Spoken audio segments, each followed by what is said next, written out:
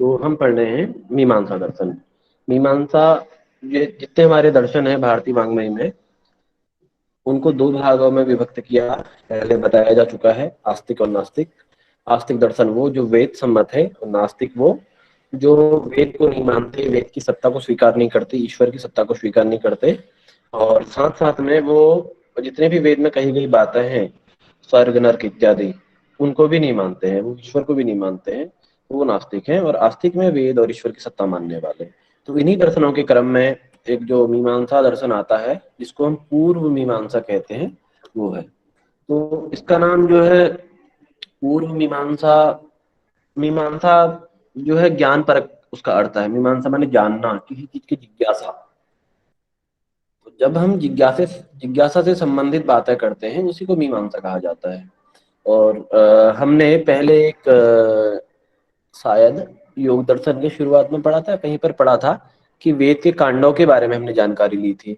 तो अब कोई बताना चाहेगा आप में से कि वेद में कितने कांड हैं, कितने मंत्र हैं?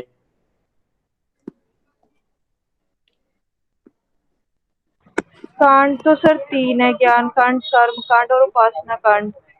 और हम्म। शायद 1 लाख मंत्र है, जिसमें से जी। 16 है, 80,000 है और 4,000 है, 16। हाँ। हम्म। तो वेद में तीन कांड हैं, ज्ञान कांड, कर्म कांड और उपासना कांड। तो वेद मूलतः पहले एक था। उसी एक वेद को भगवान वेदव्यास जी हुए, उन्होंने उसकी मंत्रों के अनुसार, उस उनकी परंपराओं के अनुसार, और उनमें जो भी बातें हैं और वो जिस विषय से संबद्ध है, उनके अनुसार उस वेद को चार भागों में विभाजित किया। ऋग्वेद, यजुर्वेद, सामवेद और अथर्ववेद। तो वेद के चार भाग बताए हैं पहले, कि संहिता, ब्राह्मण, आरण्यक और उपनिषद। तो जो संहिता है, वेद का पहला भाग, संहिता माने मंत्रों का संकलन, इसी संहिता को चार भागों में विभाजित किया। इसमें हमारा ऋग्वेद, यजुर्वेद, सामवेद और अथर्ववेद आता है।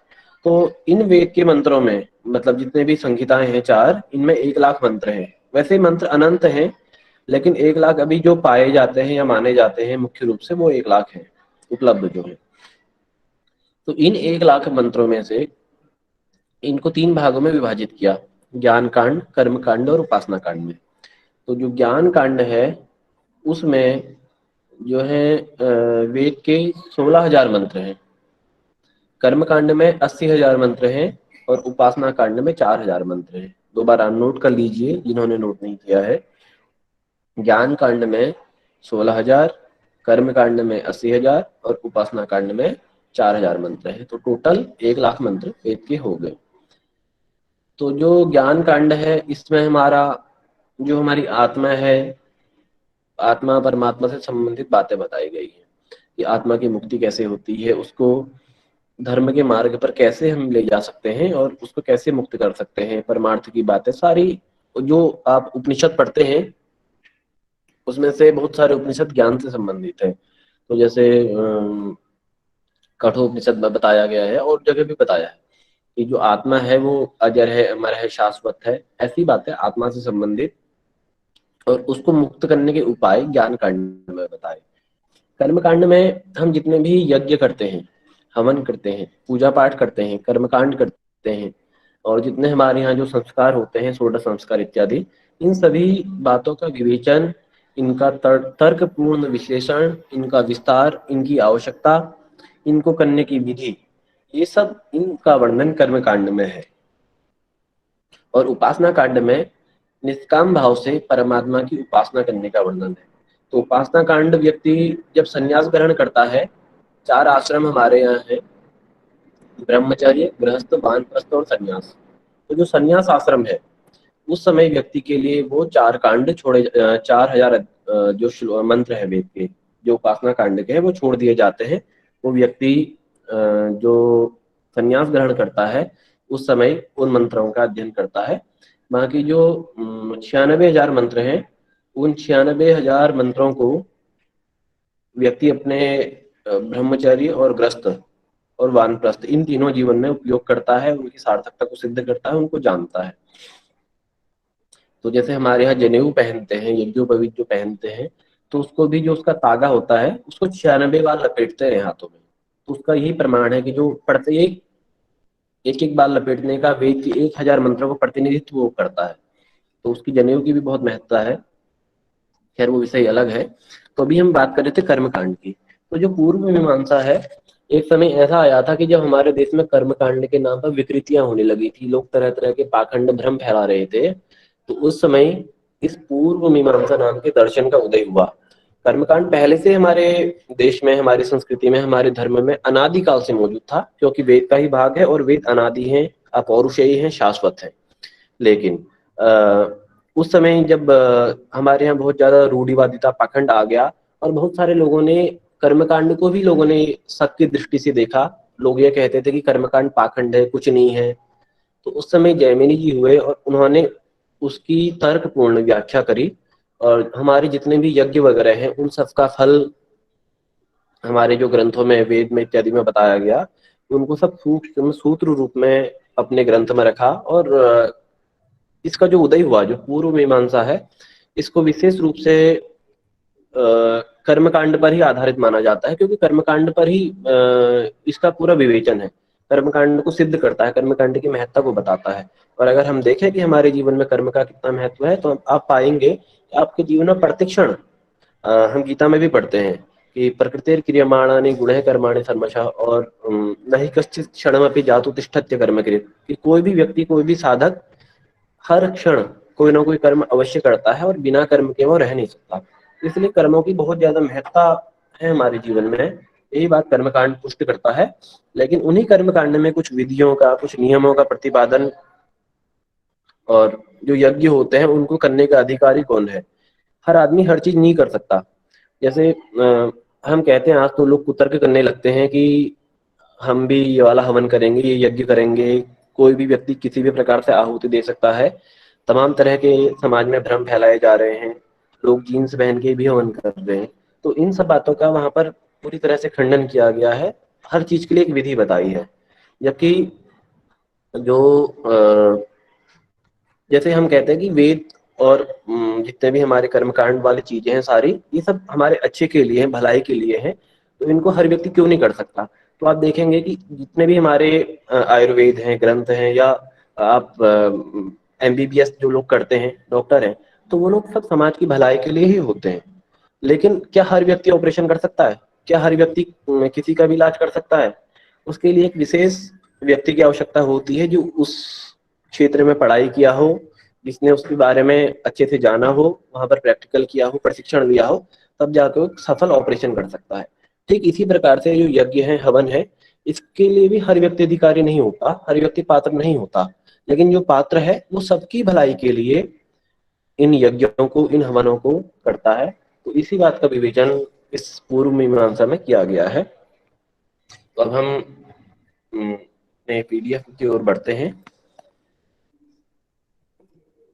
आपको दिख रहा होगा ये स्क्रीन पर? दिख रहा है सर। हाँ, तो यहाँ पर लिखा है कि यह दर्शन वेद के कर्मकांड पर आधारित है।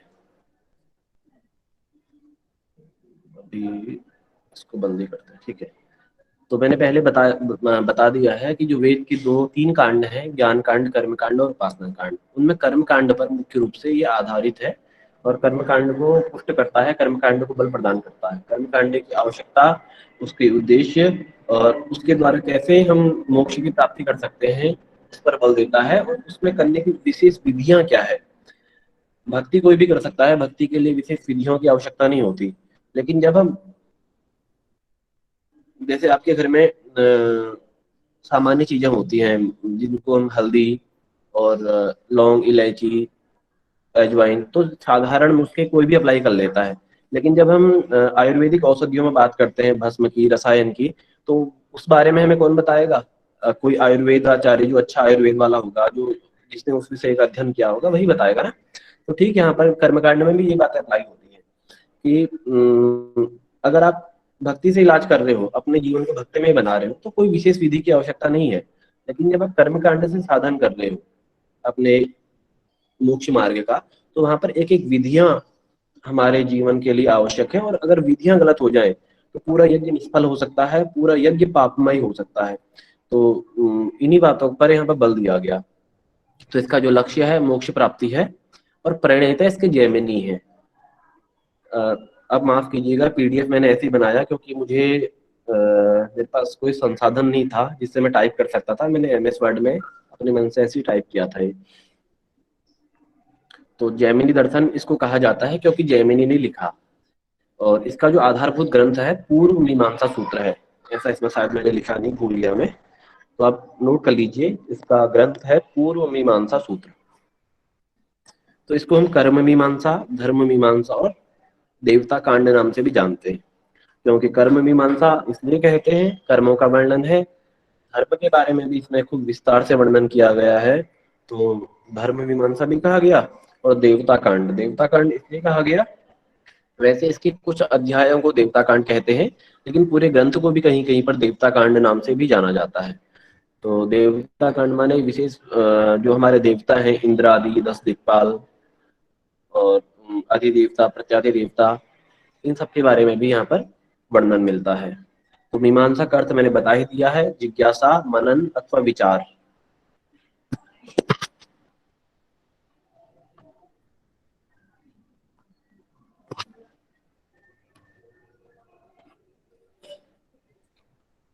तो अगर कोई पूछेगा कि मीमांसा शब्द कैसे बना, तो इसमें दो, एक धातु है मान धातु और सन प्रत्यय। तो मान धातु और सन प्रत्यय, इस शब्द, इन दोनों को मिलाने से मीमांसा शब्द बनता है। तो इसका अर्थ है पूजित आज्ञा और पूजित विचार, अर्थात जो हमारे गुरुओं द्वारा, जो हमारे महापुरुषों द्वारा आप्त वचन के रूप में कहा गया, जो श्रेष्ठ है, जो उन्होंने अपने अनुभव से परखा है, जाना है, ये सब पूजित आज्ञा, मतलब वो सारी उनकी आज्ञा, जो उनकी कही गई बातें हमें आदेश रूप में मिली है, तो उनके आदेशों का पालन करना पूजित आज्ञा है। और उनके विचारों का समर्थन करना, क्योंकि उन्होंने अपने अनुभव से हमें ये सारी बातें बताई हैं, ध्यान की उच्च अवस्था में जाकर के ये सारी बातें बताई हैं, इसलिए इसको पूजित विचार भी कहा जाता है। इसे वाक्य शास्त्र भी कहा जाता है, इसका एक नाम दूसरा वाक्य शास्त्र है। तो आगे पूर्व मीमांसा में धर्म और कर्म का विचार है, इसलिए इस मीमांसा को कार्य मीमांसा, कर्म मीमांसा सॉरी, भी कहा जाता है। तो पहले बताया जा चुका है, जैसे यहाँ पर धर्म और कर्म, इन दोनों का इसमें विचार है। पूर्व मीमांसा के अंतर्गत धर्म भी बताया, कर्म भी बताया कि व्यक्ति को किस किस प्रकार के कर्म करने चाहिए, इन सब का वर्णन है। और मीमांसा का पहला सूत्र है कि अथातो धर्म जिज्ञासा। इसका मीमांसा दर्शन का पहला ही सूत्र है, अथातो धर्म जिज्ञासा, कि धर्म क्या है। हम पहले बात कर चुके थे, जब किसी भी दर्शन की शुरुआत होती है, या हमारे कल्याण के लिए संसार में जितने भी ग्रंथ हुए हैं, वो सारे ग्रंथ किसी ना किसी जिज्ञासा की शुरुआत से हुए हैं, और उसी जिज्ञासा का निवारण हमारे महापुरुषों ने अपने ग्रंथ में किया। तो इसी प्रकार से धर्म क्या है, धर्म के विषय में क्या क्या रूढ़ियां लोगों ने फैलाई थी, उन सब मत मतांतर को छोड़ करके धर्म का एक विशेष और सटीक जो रूप है, तो वो जैमिनी जी ने सरल मार्ग अपने दर्शन में बताया। तो धर्म को हम कर्म से जोड़ सकते हैं, लेकिन कर्म और धर्म में भी अंतर है। तो यहाँ पर जो धर्म की बातें बताई है वो है, तो इसमें जो धर्म बताया विशेष रूप से वो यज्ञ आदि से संबंधित बताया है। तो इसका आधारभूत ग्रंथ मीमांसा सूत्र है। ये सॉरी, संत बीच में गलत लिख दिया, इसको आप इग्नोर करें। रचयिता जैमिनी जी हैं और वेद व्यास जी के ये शिष्य हैं। तो अगर कोई पूछेगा जैमिनी जी के गुरु का नाम, वेद व्यास जी, ये वेद व्यास जी वही हैं जो बादरायण है, कृष्ण द्वैपायन उनका नाम है, और हमारे जो योग दर्शन है उसके भाष्यकार, और जितने भी हमारे पुराण हैं, महाभारत है, गीता है, उन सब के भी लेखक वेद व्यास जी हुए हैं। वही वेद व्यास जी के शिष्य जैमिनी थे। इसका रचना काल जो है 200 से 300 ईस्वी पूर्व। ईस्वी पूर्व माने अभी आज से हिसाब लगाएंगे 2200 से 2300 साल पहले, ऐसा माना जाता है। लेकिन कुछ विद्वानों का मत है कि बहुत पहले से इसकी रचना हो चुकी थी, क्योंकि वेद व्यास जी का काल बहुत पहले है, 5000 साल से भी पहले वो वेद व्यास जी माने जाते हैं। उस काल में इसकी रचना मानी जाती है। आज तो लोग वेदों का भी काल निर्धारण कर रहे हैं, जबकि वेद हमारे यहाँ अनादि और अपौरुषेय माने जाते हैं। कुछ लोग कहते हैं कि वेद 3500 साल पहले हुए हैं, तो इन निरर्थक बातों पर ध्यान ना दें। हाँ, अगर कहीं पर परीक्षा की दृष्टि से पूछा जाता है तो आप वहां पर आपको लिखना पड़ेगा, अन्यथा वेद अनादि अपौरुषेय है। तो अब यहाँ पर इसके अध्यायों की बात आती है। तो वस्तुतः मीमांसा दर्शन में 12 अध्याय है। यहाँ पर जो 16 लिखा है वो ऐसा है कि जब मीमांसा दर्शन की शुरुआत हुई थी उस समय मीमांसा दर्शन में 12 अध्याय थे। तो इन्हीं 12 अध्यायों में हमारे जो कर्म है, जो वेद विहित कर्म है, जिनमें जिनको वेदों में बताया गया, तो उनका वर्णन इसमें है। और इन 12 अध्यायों में 60 पाद हैं। लेकिन बाद में इसमें 4 अध्याय और जोड़ दिए गए, तो इसको 16 अध्याय इसमें हो गए थे। तो इसको जो 12 अध्याय इसके हैं, इसको द्वादश लक्षणी भी कहा जाता है। इन 12 अध्यायों को द्वादश लक्षणी कहा जाता है। तो 12 अध्यायों में 60 पाद है, 60।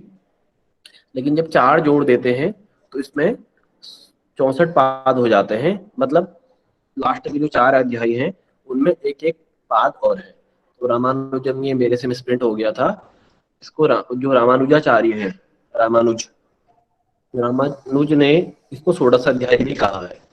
मतलब इसका उन्होंने एक और नाम दिया, शायद इन्होंने ही इसमें बाद में 4 अध्याय जोड़े थे, तो इसको षोडश अध्याय कहा। मुख्य रूप से 12 अध्याय द्वादश लक्षणी कहा जाता है। लेकिन अगर परीक्षा में 16 का ऑप्शन है तो आप 16 पे टिक करेंगे। 16 अध्याय टोटल है कुल मिलाकर के, और उन 16 अध्यायों को षोडश अध्याय भी कहा जाता है। अब बात करते हैं इनके सूत्रों की।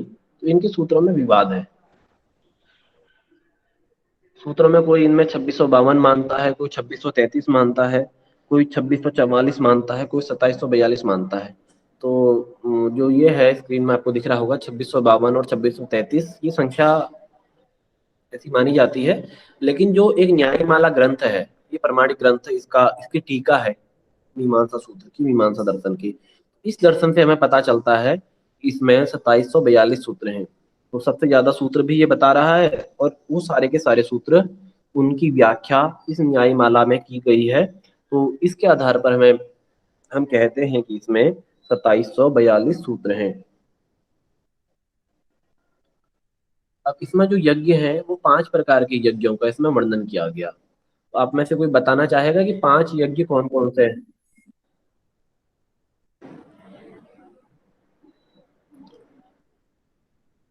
सर पितृयज्ञ किसी को देव पता यज्ञ है वाला 5 पूछ यज्ञों रहे के हैं क्या आप? नाम? पितृयज्ञ हाँ, देव गीता के अकॉर्डिंग वही वाला।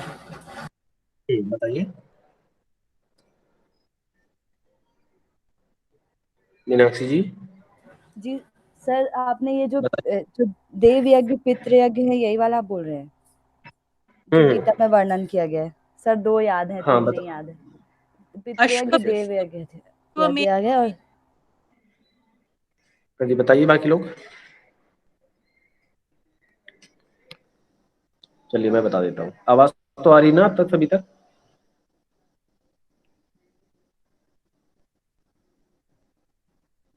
आ रही है सर। ठीक है। तो 5 यज्ञ होते हैं मुख्य रूप से। वैसे इसमें बहुत सारे यज्ञों का वर्णन है। जितने भी हमारे बड़े बड़े यज्ञ हैं, अश्वमेध यज्ञ है, पुत्रेष्टि यज्ञ है, इन सभी यज्ञों का भी वर्णन है। तो मुख्य रूप से उनको 5 भागों में विभाजित किया गया। तो ब्रह्म यज्ञ, देव यज्ञ, पितृयज्ञ, बलि वैश्वदेव यज्ञ और अतिथि यज्ञ। इनको ध्यान से देखेंगे। ब्रह्म यज्ञ, सब में मतलब कॉमा कॉमा आप लगा लीजिएगा। अभी शाम को जल्दी थी तो उस समय टाइप किया था ये। ब्रह्म, देव, पितृ, बलि वैश्वदेव और अतिथि, इसके पीछे आप यज्ञ लगाइएगा। तो ये 5 यज्ञ हैं। अब इसमें क्या है, जो ब्रह्म यज्ञ है वो ब्रह्म प्राप्ति के लिए निष्काम भाव से किया जाने वाला यज्ञ ब्रह्म यज्ञ है। इसको हम जो नित्य संध्या वंदन करते हैं, नित्य कर्म करते हैं, उसमें भी नित्य अग्निहोत्र के नाम से इस यज्ञ को किया जाता है। जो भी हम अनजाने में, जाने अनजाने में गलत कार्य कर लेते हैं, क्योंकि कई बार ऐसा होता है, हम कितने भी अहिंसावादी हों, कितने भी अहिंसा को मानने वाले हों, हम अनजाने में गलती कर जाते हैं। और हवन करते समय भी, जैसा सांख्य दर्शन में वर्णन है, कई प्रकार के कीट पतंग मर जाते हैं। तो इस प्रकार इन सभी पापों की निवृत्ति के लिए और अपने पापों के प्रायश्चित के लिए, बिना किसी फल के, बिना किसी स्वार्थ के जो किया जाने वाला यज्ञ है, जो ब्रह्म के लिए किया जाता है, ब्रह्म को आधार बना करके किया जाता है, वो यज्ञ ब्रह्म यज्ञ है। देव यज्ञ पर्टिकुलर किसी देवता के लिए, देवता की प्रसन्नता के लिए, जैसे हम नवरात्रों में करते हैं। तो नवरात्रों में आप देवी माँ के लिए हवन करते हैं। आपके घर में पार्थिव पूजा होती है, तो आप पार्थिव पूजा में भगवान शंकर के लिए हवन करते हैं। या विशेष अवसरों पर श्रीमद् भागवत में आप करते हैं भगवान श्री कृष्ण के लिए। अन्य अन्य अवसरों पर अन्य अन्य देवताओं के लिए जो आप हवन करते हैं वो देवी यज्ञ है। पितृयज्ञ में जो आप पितरों के लिए हम अपने घर में श्राद्ध करते हैं, तर्पण करते हैं, अथवा पितरों की मुक्ति के लिए हम जो जो भी कार्य करते हैं, तो वो सभी पितृयज्ञ के अंतर्गत आता है। जिसमें हम कभी कभी तीर्थ में भी जाते हैं, वहां पर भी पिंडदान वगैरह करते हैं। ये सभी पितृयज्ञ या पितरों के निमित्त, जो हमारे पितृ हैं, हमारे पूर्वज हैं, उनके निमित्त हम किसी के लिए, कोई लोग गौशाला बनवा देते हैं, कई लोग कोई स्कूल बनवा देते हैं अपने माता पिता की याद में, कई लोग अस्पताल बनवाते हैं। वो सभी भी पितृयज्ञ के अंतर्गत आता है। अथवा जो पितृयज्ञ है, इसमें अपने पितरों का, अपने बड़ों का, अपने माता पिता का, गुरुजनों का, अपने बुजुर्गों का, उन सबका सम्मान करना भी। क्योंकि जो श्राद्ध इत्यादि आप कर रहे हैं वो सभी उनके दिवंगत होने के पश्चात होगा, लेकिन वर्तमान में जो अभी वो है, तो उनकी मंगल कामना के लिए या उनको प्रसन्न करने के लिए आप जो यज्ञ करते हैं, मतलब उनका सम्मान करते हैं, कि हमारे यहाँ कहते हैं बड़ों का सम्मान करो, मातृदेवो भव, पितृदेवो भव, आचार्य देवो भव। इन सभी वाक्यों को आधार बना करके किया गया कार्य पितृयज्ञ है। बलि वैश्वदेव यज्ञ में बलि नहीं देते हैं। यहाँ पर तात्पर्य यही है कि जो हमारे, हम जो भी भोजन करते हैं उस भोजन में से कुछ अंश किसी प्राणी की भलाई के लिए अर्पित करना बलि वैश्वदेव यज्ञ है। आज बलि के नाम पर तमाम प्रथाएं समाज में देखने को मिलती हैं, लेकिन बलि जो है यहाँ पर, जैसे हम लोग, हमारे घर में श्राद्ध होता है, आज भी आपके यहाँ हमारे यहाँ परंपरा है कि जो श्राद्ध होता है उसमें गाय के लिए, कुत्ते के लिए, कौवे के लिए, चींटी के लिए हम थोड़ा थोड़ा अन्न निकालते हैं। तो केवल समाज में हम ही नहीं है, क्योंकि अगर हम अपने लिए कर रहे हैं, अपना खा रहे हैं, तो हम स्वार्थी हैं। समाज में जितने भी अन्य प्राणी हैं उन सब की भलाई के लिए, जो एक सृष्टि क्रम है, सृष्टि का चक्र है, उसको चलाने के लिए हम इस प्रकार का यज्ञ करते हैं। हम भोजन बनाते हैं घर में। हमारे घर में, मेरे घर में आज भी पहली रोटी गाय के लिए बनती है। तो ये सभी बलि वैश्वदेव यज्ञ के अंतर्गत आता है। तो जितने भी मतलब आप भोग कर रहे हैं, उस भोग का कुछ अंश किसी अन्य प्राणी की भलाई के लिए निकालना बलि वैश्वदेव यज्ञ है। और अतिथि यज्ञ में, अतिथि माने, अतिथि का अर्थ क्या होता है? जो बिना तिथि आ जाता है। हाँ, जिसके आने की तिथि ना ज्ञात हो वो अतिथि कहलाता है। आजकल तो पहले ही आपको सूचित कर दिया जाता है, लेकिन अतिथि माने जिसके आगमन की तिथि ज्ञात ना हो। तो पहले ऐसा होता था कि जो संत महात्मा होते थे वो जगह जगह भिक्षा लेने के लिए जाते थे घर में, तो वो सभी अतिथि के रूप में होते थे। क्योंकि साधु संत कभी बता के नहीं आते, कहीं भी चले जाते हैं, विचरण करते हैं, स्वच्छंद होते हैं। तो वो सभी किसी के भी घर में कभी भी जाएं भिक्षा मांगने के लिए, तो हमारा दायित्व बनता है, हमारा कर्तव्य है कि हम उनका सत्कार करें, सम्मान करें। हम अपने घर में से 4 रोटी बनी है, उसमें से 1 रोटी उनको दे देंगे तो हमारा क्या कम हो जाएगा, ऐसी भावना, ऐसा विचार। अथवा जितने भी हमारे घर में याचक आते हैं मांगने के लिए, वो सभी याचक, उनको कुछ देना, वो भी अतिथि है। और अतिथि देवो भव हमारे यहाँ परंपरा है, उपनिषदों की, वेदों की। इन सभी परंपराओं का निर्वहन करना, अतिथि को आ रहा है तो उसका सम्मान करना, ये सभी अतिथि यज्ञ के अंतर्गत आता है। और बलि वैश्वदेव यज्ञ में जो एक वर्णन है कि हमारे यहाँ जितना भी आदमी कमाता है उसका 10% दशांश दान निकाला जाता है। आप 100 रुपए कमा रहे हैं अपनी कमाई में से, शुद्ध खून पसीने की कमाई में से, तो उसको, उसमें से 10% निकाल के आप दान कीजिए और उसका फल देखिए आप। कई लोग नंबर 2 का पैसा कमाते हैं, उसमें से भी देते हैं, लेकिन वो चीज उचित नहीं है। आपकी जो विशुद्ध खून पसीने की कमाई है उसमें से आप 10% परार्थ के लिए, परमार्थ के लिए, लोगों के कल्याण के लिए आप निकालिए, और आप उसका फल देखेंगे कि आपके धन में, आपके धन धान्य में, आपके जो है संपत्ति में स्वतः वृद्धि होने लगेगी, और आपको संपत्ति पचेगी। कई लोगों को खूब कमाते हैं लेकिन उनको पचता नहीं है, निष्फल हो जाता है, सब व्यर्थ हो जाता है, हॉस्पिटलों में पैसा लगता है। तो आप विशुद्ध कमाई आपकी यही है कि आप इसमें से कमाएं और परमार्थ के लिए 10% दें। जो पढ़ना चाहता है ऐसे बच्चों की मदद करें, जैसे आजकल कोविड चल रहा है, ऐसे लोगों में, ऐसे समय में उन लोगों की हेल्प करें। तो कुछ नहीं जाएगा 10% देने से। अब इसका जो सूत्र है यागादि रेव, अच्छा हाँ, पहले इसमें धर्म और कर्म की व्याख्या का वर्णन है। तो धर्म और कर्म दोनों बताया कि कर्मों का वर्णन हमने करेंगे नीचे। धर्म क्या है तो किसी ने पूछा, तो जैमिनी जी लिखते हैं यागादि रेव धर्म सूत्र है कि जो यागादि यज्ञ इत्यादि हैं ये सभी धर्म हैं। तो यज्ञ को इन्होंने अपने ग्रंथ में महत्वपूर्ण स्थान दिया। गीता में भी बताया है कि अन्नात् भवन्ति भूतानि पर्जन्य धन संभव यज्ञात् भवति पर्जन्य यज्ञ कर्म समुद्भव। यज्ञ का गीता में खूब वर्णन है 3 और 4 अध्याय में। तो यही बात इन्होंने यहाँ पर भी करी है कि यज्ञ मानव जीवन के जीवन जीने की आधारशिला है। आज हमारे घरों में यज्ञ नहीं होते, उसका परिणाम यही है कि आज कोविड महामारी ने, इस महामारी ने इतना भयंकर रूप ले लिया। वरना पहले से यज्ञ करते थे, उसकी वैज्ञानिकता थी। उसमें से जो भी औषधियां उसमें डाली जाती थी तो उसका जो धुआं वातावरण में जाता था वो वातावरण को शुद्ध करता था, पवित्र करता था। जितने भी हानिकारक बैक्टीरिया थे, विषाणु थे, वो मर जाते थे। अभी कल परसों में किसी का पढ़ रहा था, गंगाराम हॉस्पिटल के कोई डॉक्टर है, उन्होंने भी बताया कि अपने घर में आप नित्य यज्ञ करें, हवन करें, तो उससे भी इस महामारी को के नाश में सफलता मिलेगी काफी हद तक। तो उसके पीछे वैज्ञानिकता थी पूरी। और दूसरी वैज्ञानिकता ये भी है कि यज्ञ होगा, यज्ञ से बारिश होगी, बारिश से अन्न उत्पन्न होगा, और अन्न से ही सारे प्राणी संचालित होते हैं। तो हर चीज के पीछे हमारे यहाँ वैज्ञानिकता बताई गई है। तो यज्ञ को इन्होंने सर्वोपरि स्थान दिया, महत्वपूर्ण बताया। इसका जो आधारभूत ग्रंथ है यजुर्वेद है। तो हमारे जितने भी वेद हैं वो किसी न किसी बात पर या किसी न किसी मतलब विशेष विशेष विषयों पर बल देते हैं। जैसे सामवेद है वो संगीत पर बल देता है, सामवेद में संगीत का वर्णन विस्तार से है। अथर्ववेद में तंत्र इत्यादि का वर्णन है। ऋग्वेद में जो है ऋग्वेद का उपवेद कौन सा है?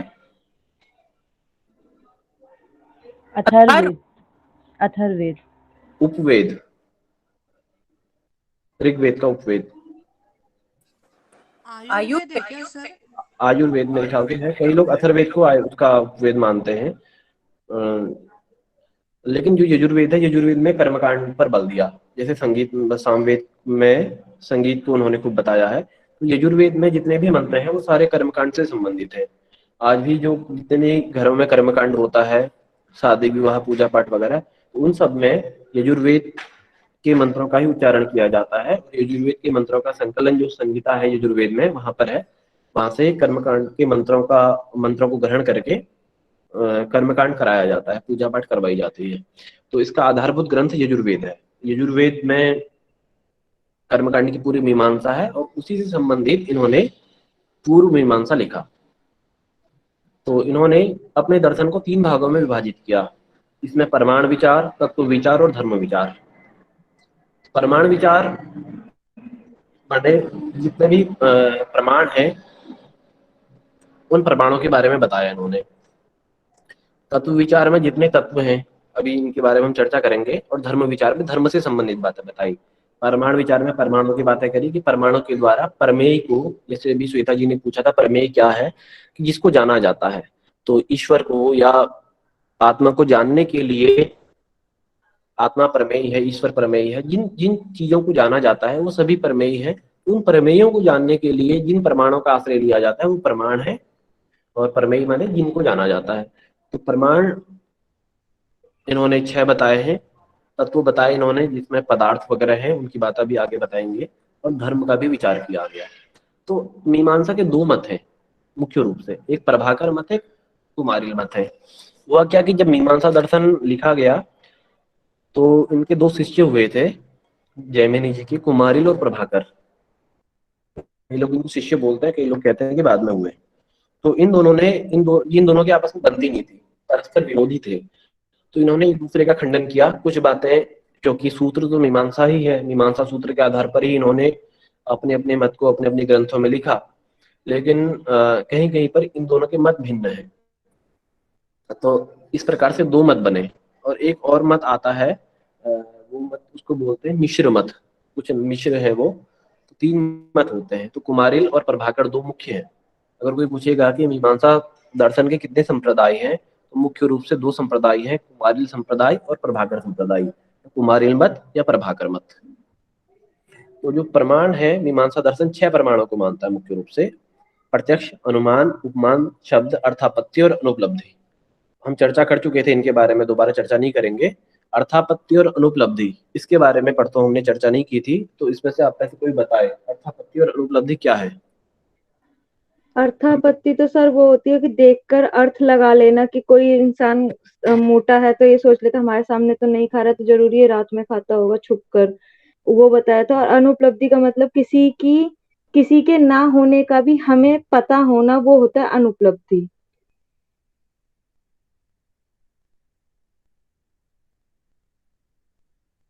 हाँ जी, सही कहा कि किसी के ना होने का पता होना मतलब अनुपलब्धि, किसी का अभाव जब होता है वो अनुपलब्धि है। जैसे अभी हमारी क्लास में राहुल जी नहीं है, तो राहुल जी का अभाव अनुपलब्धि है। तो हम जान रहे हैं कि राहुल जी हैं, कोई उनकी सत्ता है, लेकिन अभी नहीं है, तो उनका अभाव अनुपलब्धि या अभाव है। और अर्थापत्ति माने अर्थ लगाना। हम कुछ भी सोच लेते हैं और अपने मन से अर्थ लगाने लगते हैं, तो वो अर्थापत्ति है।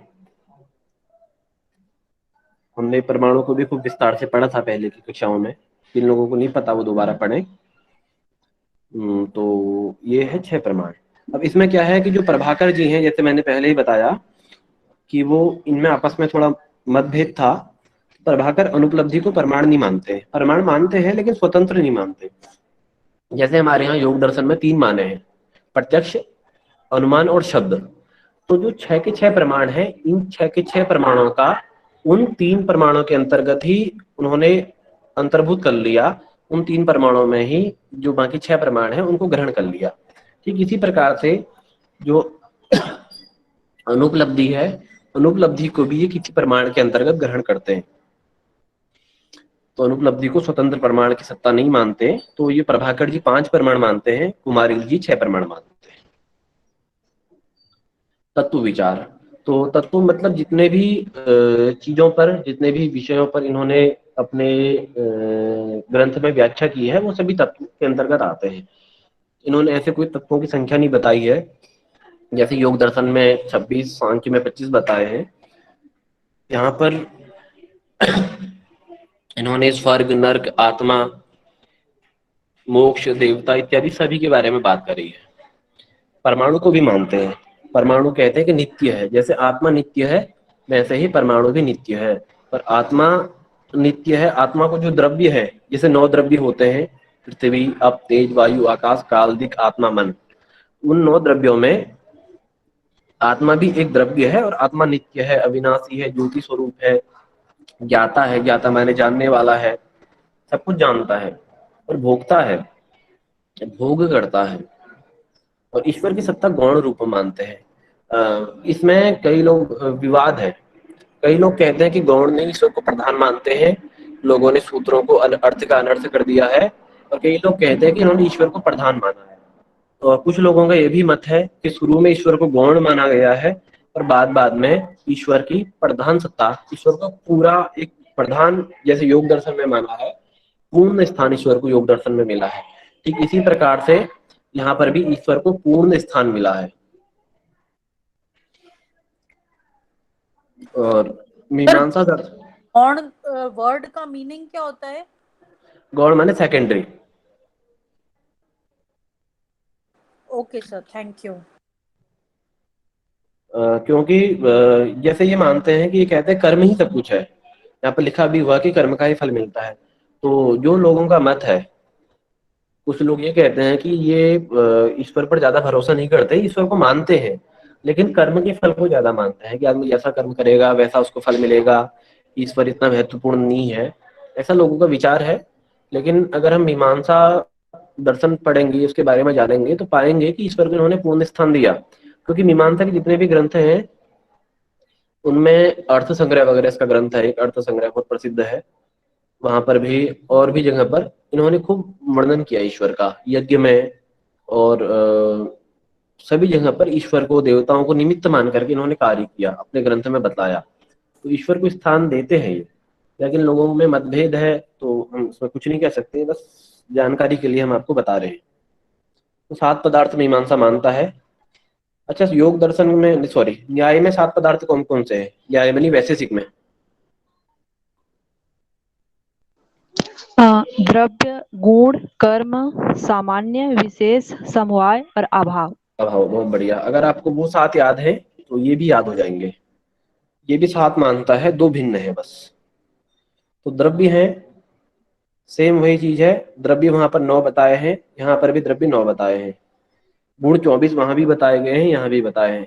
कर्म 5 है, तो कर्म के बारे में हम अभी विस्तार करेंगे। वहां कर्म अलग बताए थे। वहां कर्म कौन कौन से थे? सर उत्प्रेक्षण, उत्प्रेक्षण, अवक्षेपण, अवक्षेपण, आकुंचन, प्रसारण, गमन। गमनानि, पंचकर्माणि। ठीक है, 5 कर्म थे। उत्प्रेक्षण, ऊपर उछालना, नीचे फेंकना, समेटना, फैलाना और गमन करना।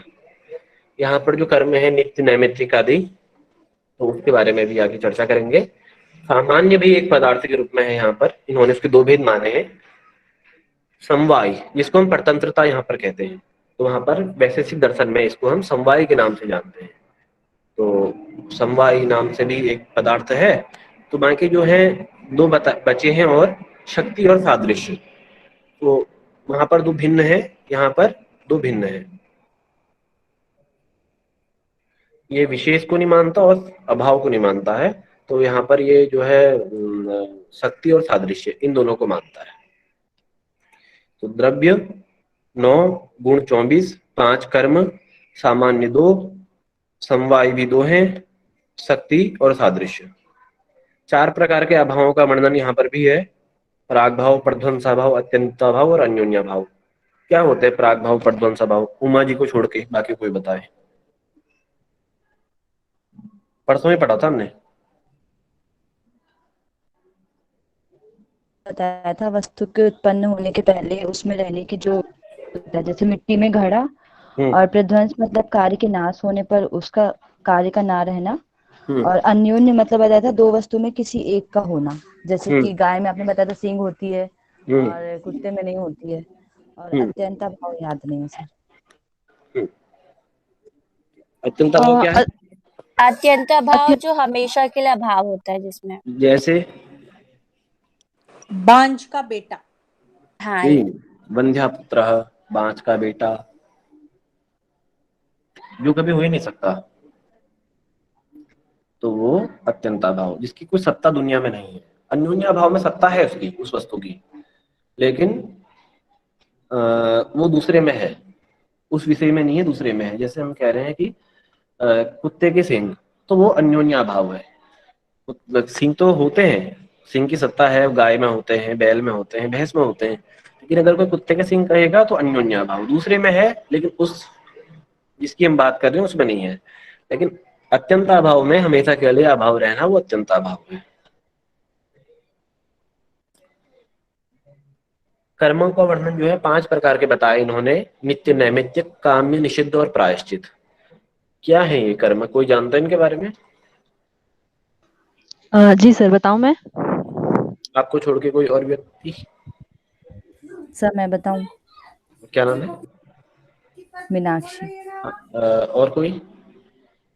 कमल बाबरा जी, कुंदन कुमार जी, पूजा जी, नीरज जी, पूनम जी, रेणा जी। सर वो एक बार नाम बता दीजिए, मैं बताती हूँ। नित्य कर्म क्या है? नित्य, नैमित्तिक, काम्य, उपासना और प्रायश्चित। सर जो दैनिक कार्य करते हैं वो नित्य कर्म में आते हैं, जो किसी कामना से किए जाते हैं वो काम्य कर्म में आते हैं। अगर हम कोई गलती करते हैं उसके प्रायश्चित के लिए जो कर्म किए जाते हैं वो प्रायश्चित में आते हैं। सर और कौन सा था दूसरा? उपासना नहीं, उपासना नहीं है, निषिद्ध। जो सर कर्म करने योग्य नहीं होते हैं, जिनको नहीं करना चाहिए, पाप कर्म होते हैं, वो निषिद्ध कर्म होते हैं। काम्य माने जो किसी कामना की पूर्ति के लिए किए जैसे जाते हैं। जैसे सर कोई, हमने सब सोचते हैं कि जैसे सपोज सर ये कि मेरा ये JRF क्लियर हो जाएगा तो मैं इसके लिए ये पूजा या हवन या ऐसा काम करूंगी, उस तरह से सर। बहुत बढ़िया, ठीक है। यही है नित्य कर्म जो उन्होंने बताए। नित्य कर्म रोज किए जाते हैं। आवाज आ रही है ना? Yes sir. ठीक है। नित्य कर्म का कोई फल नहीं होता। जैसे हमने अभी ब्रह्म यज्ञ का पढ़ा था ना, तो ब्रह्म यज्ञ माने जो निष्काम भाव से किया जाता है ब्रह्म प्राप्ति के लिए। ठीक इसी प्रकार से नित्य कर्म निष्काम भाव से जो हमारे जाने अनजाने में पाप होते हैं, उन पापों को दूर करने के लिए, परमात्मा की प्राप्ति के लिए, और एक अपना कर्तव्य समझ करके कि बाकी हम जो काम करते हैं कोई ना कोई स्वार्थ होता है, लेकिन ये जो नित्य कर्म है ये बिना किसी कामना के, बिना किसी लालच के, बिना किसी स्वार्थ के, एक अपना कर्तव्य समझकर कि मैं कर रहा हूँ परमात्मा की प्राप्ति के लिए, परमात्मा को समर्पित करने के लिए, क्योंकि उसने सारा हमें जीवन दिया, तो कुछ क्षण क्षण उसको याद कर लिया जाए। एक घड़ी आधी पुन पुन आदि, तुलसी संगत साधु की हरे कोटि अपराध। तो कुछ ही क्षण सही मैं उसको याद करूं तो वो नित्य कर्म है। और जो नित्य कर्म है, इन नित्य कर्म को करने का कोई फल नहीं होता। जो लोग सोचें कि मैं रोज संध्या वंदन करता हूँ सुबह शाम बैठ करके तो मुझे ये प्राप्त होगा, ये फल होगा, तो कोई फल नहीं होता। लेकिन इनको ना करने का पाप जरूर लगता है, क्योंकि हमारे जीवन का एक अभिन्न अंग, एक दैनिक जीवन का एक अभिन्न अंग नित्य कर्म है। अगर हम इनका त्याग करते हैं, नित्य कर्म का, जो वटु है, जो ब्रह्मचारी है, अगर वो नित्य कर्म का त्याग करता है, संध्या वंदन का त्याग करता है और ईश्वर की उपासना नहीं करता है, प्रातः काल सायंकाल, वैसे तो 4 प्रहर की संध्या बताई गई है, तो 3 कम से कम करे, अगर 3 में नहीं होता तो 2 तो करे ही करे। तो उन 2 समय में अगर वो संध्या वंदन नहीं करता है तो उसको उसका पाप अवश्य लगेगा। तो नित्य कर्म का कोई फल नहीं होता, लेकिन पाप अवश्य लगता है। नैमित्तिक कर्म किसी निमित्त को आधार बना करके, कि जैसे हमारे घर में विवाह होता है, नामकरण होता है, या हम तीर्थ स्थानों में जाते हैं, तो वहां पर जाकर के किसी निमित्त को हम पूरा करते हैं। मतलब कोई निमित्त होता है या कोई हेतु होता है, उस हेतु को पूरा करने के लिए हम तीर्थ स्थानों में जाते हैं, वहां पर नहाते धोते हैं। जैसे हम कहते हैं कि अमावस्या का स्नान करना है, आज पूर्णिमा का स्नान करना है, आज मकर संक्रांति है, तो आज हम तीर्थों में स्नान करते हैं। तो किसी न किसी निमित्त से, किसी न किसी बहाने से अपने आप को परमात्मा में लगाना। जैसे शादी है, तो शादी में भी हम वेद मंत्रों का उच्चारण करते हैं, परमात्मा से प्रार्थना करते हैं अपने जीवन में मंगल के लिए। तो किसी न किसी निमित्त को आधार बना करके जो है परमात्मा की उपासना करना निमित्त कर्म है। काम्य कर्म माने कामना से किया गया कर्म। जैसे हम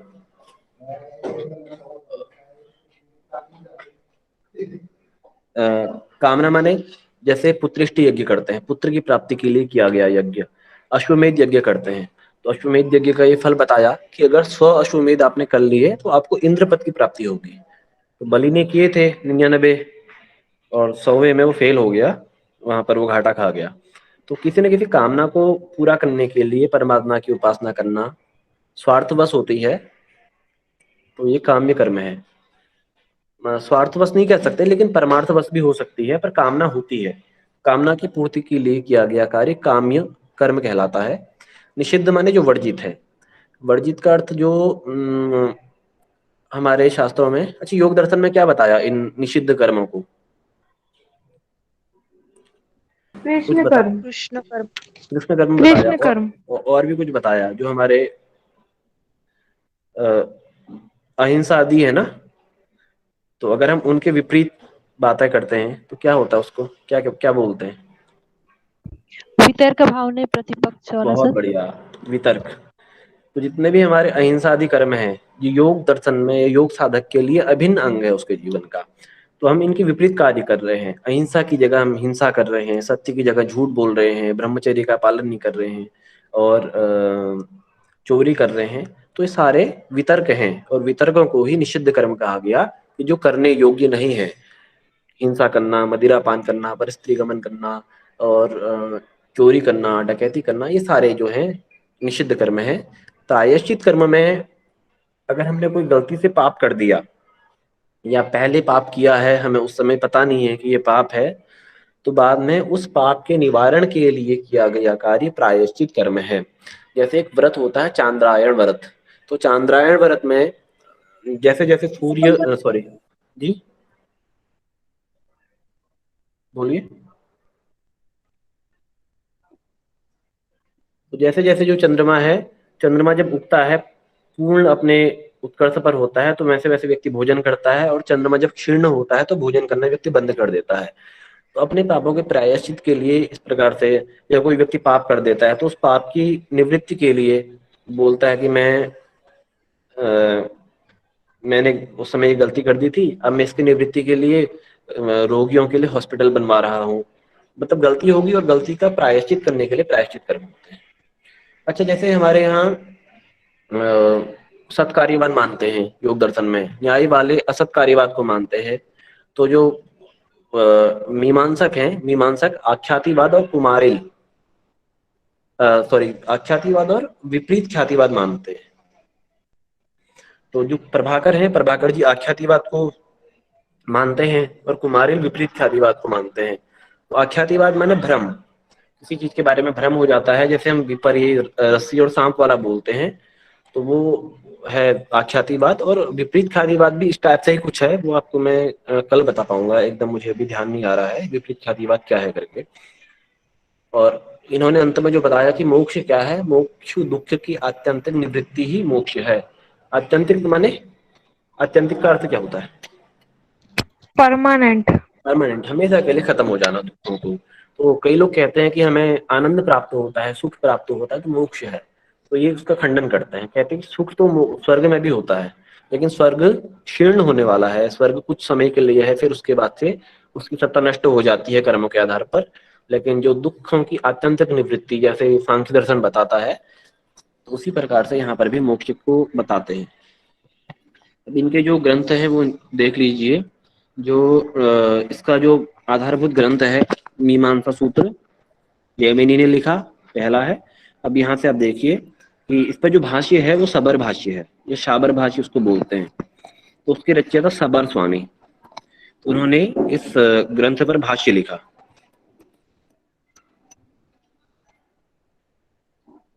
इस पर वार्तिक लिखा कुमारिल जी ने, कुमारिल भट्ट। और दूसरा एक तंत्र वार्तिका है, कुमारिल भट्ट की 3 टीकाएं हैं, श्लोक वार्तिक, तंत्र वार्तिक और टुक टीका। याद करेंगे, ग्रंथ पूछ सकता है परीक्षा में। श्लोक वार्तिक, तंत्र वार्तिक और टुक टीका कुमारिल के हैं। बृहद टीका जो है प्रभाकर का है। इनके 2 टीकाएं हैं, एक बृहद टीका, एक लघवी टीका। यहाँ पर इन्होंने मेंशन नहीं किया है, तो कहीं पर नहीं है इसमें। एक यहाँ पर बृहद टीका है और एक लघवी टीका।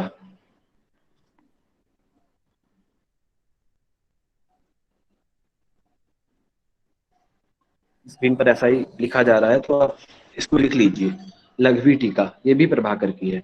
प्रभाकर ने इसमें अपनी विवेचनाएं की हैं योग दर्शन, मीमांसा दर्शन के ऊपर। और न्याय रत्नाकर नाम से ग्रंथ है न्यायमाला, जिसको अभी हम पढ़ रहे थे कि सूत्र जिसमें 2742 हैं, तो वो पार्थ सारथी मिश्र ने लिखे हैं। इसी में 2742 सूत्रों का वर्णन मिलता है। शास्त्र दीपिका में ये भी इन्होंने लिखी है, जैमिनी न्यायमाला माधवाचार्य ने।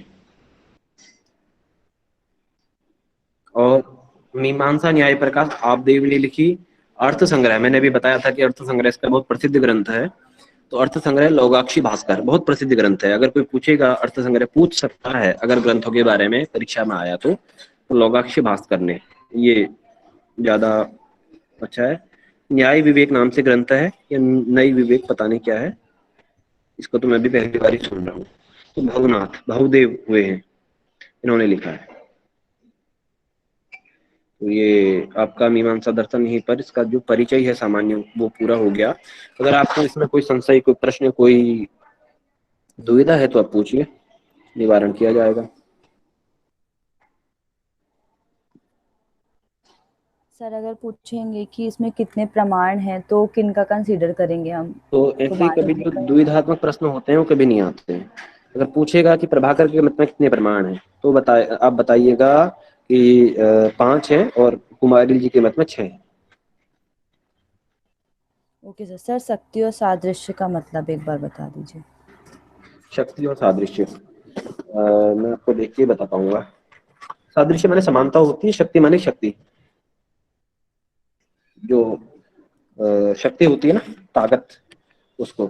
शक्ति को भी इसलिए इन्होंने माना कि शक्ति भी एक अभिन्न अंग है। शक्ति और शक्तिमान 2 होते हैं, तो इन्होंने शक्ति और उसके बारे में विवेचना की कि जो शक्ति है वो अलग चीज है, ताकत, और शक्तिमान अलग है। तो जब शक्ति और किसी व्यक्ति का संबंध होता है तो तब व्यक्ति शक्तिमान होता है।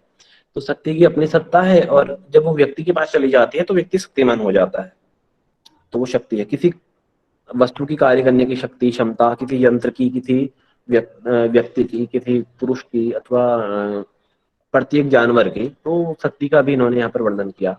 और सादृश्य माने तुलना, समानता, तो सादृश्य भी इन्होंने यहाँ पर माना है। अब इसके बारे में अंदर क्या है तो इतना मुझे भी नहीं पता, क्योंकि मैंने ज्यादा पढ़ा हुआ नहीं है जी। बाकी और किसी को कोई प्रश्न है? Thank you sir.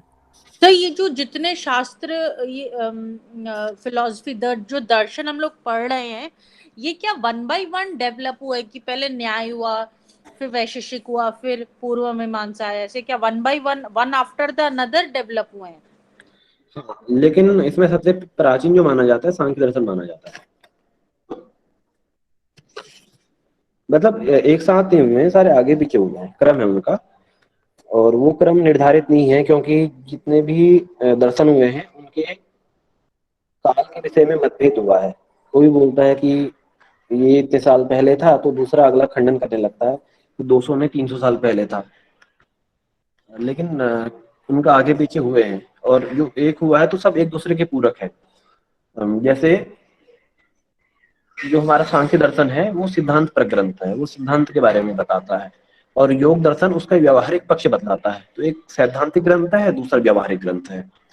ऐसे ही जो वेदांत दर्शन है, वेदांत दर्शन सैद्धांतिक ग्रंथ है, वो सिद्धांतों के बारे में बताता है, वो आत्मा का सिद्धांत, ज्ञान का सिद्धांत, कैसे हम प्राप्त करेंगे। और उनको, आत्मा को और ज्ञान को प्राप्त करने के लिए जो कर्म किया जाता है वो कर्म परक सिद्धांत, वो व्यवहारिक सिद्धांत हमें पूर्व मीमांसा देता है। ऐसे ही न्याय और वैशेषिक में भी है कि जो न्याय है वो शायद सैद्धांतिक ग्रंथ है, और वैशेषिक उसका व्यवहारिक ग्रंथ है।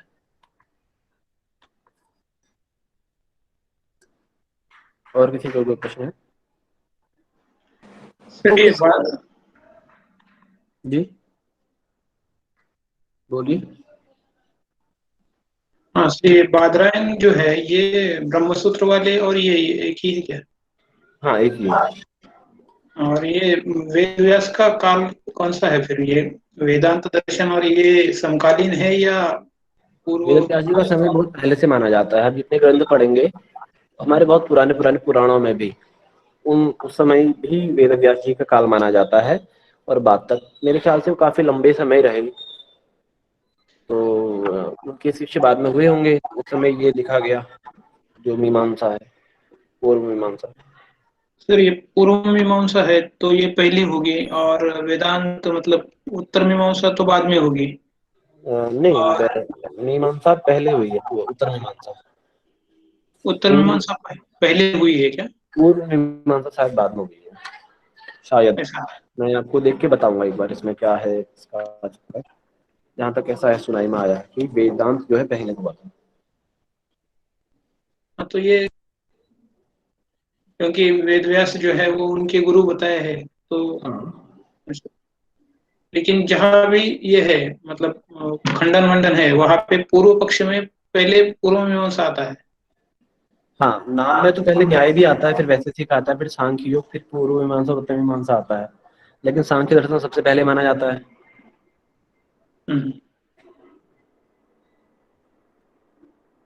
सांख्य के बाद ही मीमांसा का नाम आता है ना दर्शनों में।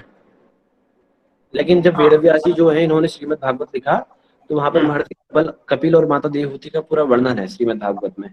तो वहां श्रीमद् भागवत में ये सांख्य का उपदेश अपनी माता देवहूति को देते हैं। तो इसके आधार पर भी सिद्ध होता है कि मीमांसा बहुत पहले था, नहीं सॉरी, सांख्य दर्शन बहुत पहले था, और वेद व्यास जी बाद में हुए तो उन्होंने बाद में लिखा। तो क्रम आगे पीछे है, उसकी चिंता मत करें आप। इसका आसान सा ग्रंथ बता दीजिए। क्या बताना है? पढ़ने लायक छोटा सा। क्या बताना है बताइए। इसका पूर्व मीमांसा का कौन सा ग्रंथ अच्छा है? छोटा पूर्व अर्थ संग्रह। अर्थ संग्रह। हाँ, बहुत अच्छा ग्रंथ है जी। और किसी का कोई प्रश्न है तो?